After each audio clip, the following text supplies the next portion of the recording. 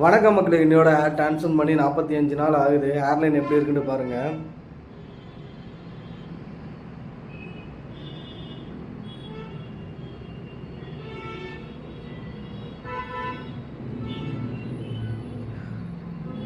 முடி எல்லாமே ஓரளவுக்கு கொட்டிருச்சு அகைன் வளர ஸ்டார்ட் ஆயிடுச்சு. இன்றைக்கி மட்டுமே எனக்கு இவ்வளோ முடி கொட்டிருச்சு.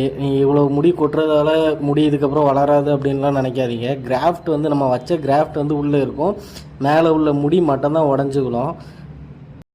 அதனால தான் உங்கள்கிட்ட ஃபஸ்ட்டு சொல்லியிருப்பாங்க, ஹேர் க்ரோத் ஸ்டார்ட் ஆகிறதுக்கு 3 மந்த் ஆகும் அப்படின்னு சொல்லிட்டு. நம்ம வச்ச முடி எல்லாமே உடஞ்சி விழுந்ததுக்கப்புறம் புதுசாக முடி வளர ஆரம்பிக்கும் கிராஃப்டில் இருந்து.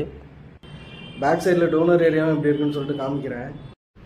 டோனர் ஏரியாவிலுமே இப்போ ஃபுல்லாக ரெக்கவர் ஆகி முடி நல்லா வளர ஆரம்பிச்சிருச்சு. பெயினுமே சுத்தமாக கிடையாது.